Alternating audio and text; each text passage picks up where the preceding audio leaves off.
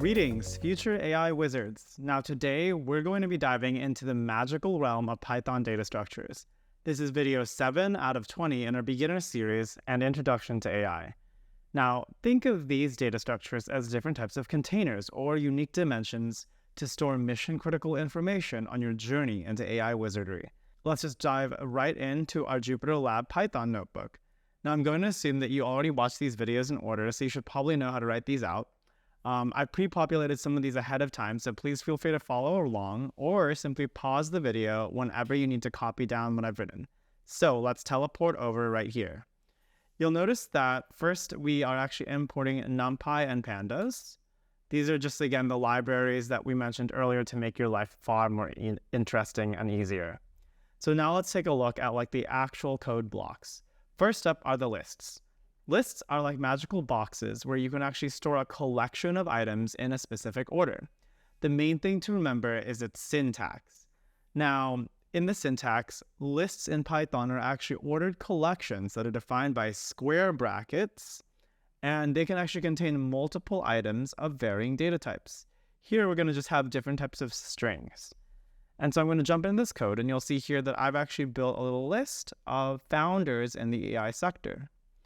Next, we've actually added some of the key methods that are associated with lists, including appending, identifying the length, slicing, sorting, and then removing. So first, I'm going to silence the other code that's below. So let's pull that up here. That way here you can actually see what the code looks like before I do anything. So remember how we just ran the founder block above. So here you'll see I first printed it and then I added John McCarthy. So if I print again, and let me stop this one, let's see what happens. You'll now see that we have John McCarthy. This just basically adds another person or object to the end of the list. Now I'm going to actually slice the founder list and I'm going to save it to another variable. We're going to just take two founders from the main list and I'm going to index it by founders1:3.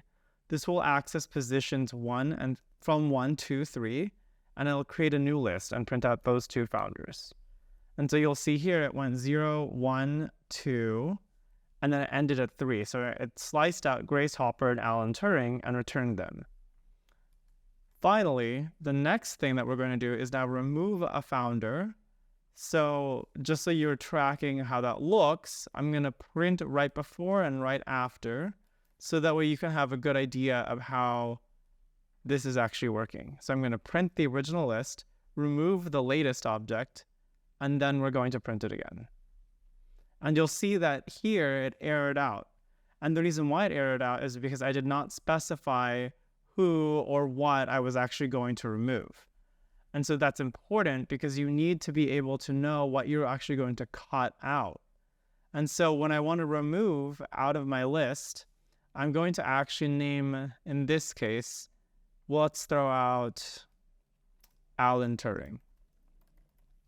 And now, when you do this, your list will isolate him. And there you have it. Those are lists. Now let's jump into number 2, tuples. Once written, tuples cannot be changed. Think of them as sealed scrolls. In this case, tuples are immutable collections that are defined by these parentheses. And when I say immutable, that essentially means that, again, their content cannot be changed after creation. Now, while they're immutable, there are two types of unique methods that you can always use with tuples, and we're going to go into them. First is the idea of counting. The counting spell, or counting spell, basically allows you to tell how many times a particular item will appear in the tuple. Likewise, index is a type of incantation that will reveal the position of whatever item in the tuple is that you ask. It's more easy if we just actually jump into it. So let me run this line of code, where here I built a tuple called AI topics. And then here you'll see it says AI topics, and then we want to print out what these actual AI topics look like. So I'm going to type out AI topics number 3, and you'll see that it accesses 0, 1, 2, 3. Remember, we always index at 0. And when I type in 3, it returns reinforcement learning. So again, once built, it never changes. Here, I can then test different functions for the tuples. And as I said, with counting, we would count how many objects appear in that tuple. First, let's test whether or not generative AI exists within AI topics. Then we'll get into the fun use cases where we use my sort of wizardry magic example to make it more understandable. So here you'll see, yes, indeed, generative AI is in AI topics, and so this returns true. However, if I put something in like, let's say, deep learning, which is not in that list, if you try to run that, it says false. And that's exactly what we would expect.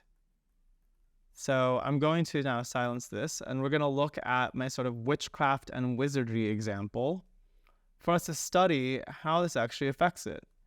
So here we are going to have wizardry includes a few ingredients in these sort of secret tomes of tuples. We have a basilisk scale, phoenix ash, unicorn horn, newt eye, and more phoenix ash. So I'm going to actually count, and as I said earlier, we will count how many times phoenix ash appears. The second step, and this is where indexing becomes important. Again, remember in Python, we index at 0. Here I'm saying, where is the first instance of a unicorn hair? Or actually, hang on, see a good typo, not unicorn hair, but unicorn horn. So where did we first start using the unicorn horn in this sequence of ingredients? And so what I do is actually access that index of unicorn horn. But since we index beginning with 0, I have to add 1 as another number. So when I run this block of code, it tells us that we've indeed used the phoenix ash just one time, and you'll see in the wizardry tuple that there's indeed only one phoenix ash. Likewise, it tells us that the unicorn horn is actually our second ingredient. And that makes sense because, again, when we index, it goes 0, 1, 2, 3, 4. And in this case, the unicorn horn in our indexing system is appearing in that following position, 0, 1, 2. Now that we've solved this, let's jump into number 3, dictionaries or our enchanted books. Now let's review the syntax. Again, dictionaries map key to values using these nice little curly braces. And then the key value pairs are separated by a simple colon. So again, in this case, neural network is the key and the value is the definition. It's pretty self-evident in the name. In other words, you can use dictionaries to map categories and labels to predictions or features to values, or really however you like it. So now I'm going to show you some interesting methods that allow you to add to the list. Unlike tuples, dictionaries can actually be augmented. And so if I actually print out the number of algorithms that we have first, you'll see an interesting output. Or print algorithms, it'll just print the entire dictionary so far. Now I'm going to hide that, and then I'm going to actually add another element to our code, and then we're going to print algorithms again. Let me actually get rid of this because I want to show you this idea first. So when I just print algorithms again, notice we successfully appended or added a key value pair to the end of the entire algorithm dictionary. Now this is a little trick that I wanted to show you because you'll start seeing it when you write code and read other people's code. When you put in a specific index,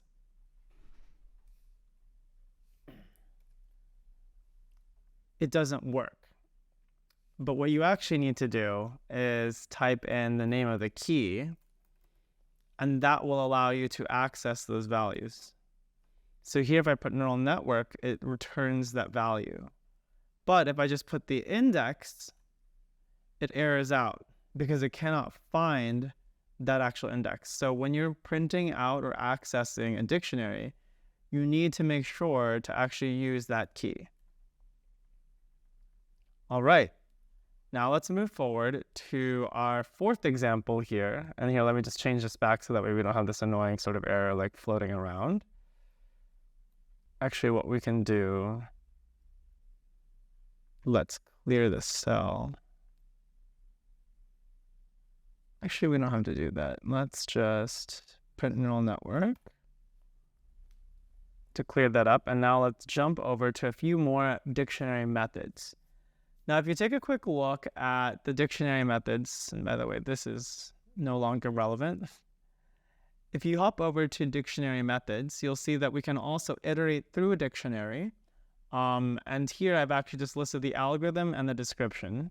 So we're going to print that out. And then I'm also going to show you what can happen if you get a specific algorithm. And in this case, random forest doesn't even exist. So this should produce an error and return not found. And so you'll see again that in our algorithm, we indeed iterated through each value. We printed out description, and it all worked out accordingly. Now, in this case, again, we did not find a random forest, but let me see what happens if I do algorithms get, and then let's just pull decision tree. What happens then? So here, when you do decision tree, description will just return the definition of decision tree, breaks it down step by step.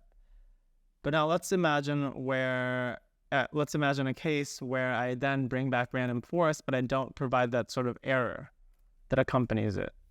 So you might be wondering what happens here. And in that case, because I didn't provide any value, because random forest doesn't exist in the dictionary, all it does is return, unsurprisingly, none. And so hopefully that helps you understand how you can both get values specifically from a dictionary, as well as iterate through it. And again, we used a for loop that also went through every single item pairing of that dictionary. Fourth is sets. Now, we're going to look at sets, which sort of act like our unique potion bottles. Sets are particularly cool because they are indeed unordered collections of unique items. So they are also defined by curly braces like this, but their value is to actually eliminate duplicate values. Indeed, sets are like potion bottles that would refuse to hold duplicate ingredients, and they're great in AI for tasks like removing duplicate data points or labels. So in this case, let's look at tools that are common in Python, and I built a set here already, and let's print those tools. Notice that while I have PyTorch listed at the beginning and the end, in the set, because PyTorch is only counted as a unique value once, it does not appear twice in the output. And indeed, let's now compare some methods that can be applied with sets. You can either find and intersect with a set, or you can add to an existing set. And so you'll see here that I created more tools, and I list also scikit-learn and TensorFlow.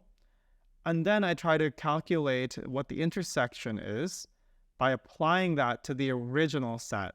So I run the function and add my new set onto the existing set. And we save that to a variable called common tools, and then we output. And unsurprisingly, this should tell us that the common tool between the two sets is only TensorFlow. Finally, you'll see that I added to my set because unlike tuples, sets are actually mutable. And so if I just basically do print tools, this will be a little bit different because now we'll also have scikit-learn at the end of the set. All right, all. Now, in summary, you've learned 4 of the fundamental data structures that you need to understand how to build AI algorithms in Python. Bravo, young data wizards. You've journeyed through the enchanting realm of Python's mystical data containers, unlocked the secrets of wielding the power of lists, tuples, dictionaries, and sets like true sorcerers of code. This is video 7 out of 20 in our beginner series and introduction to AI. By the end of the series, you'll be ready to learn more advanced concepts of AI and machine learning, which will also allow you to elevate your career in tech and remain in demand on the job market. May your data always find its rightful place in these magical vessels.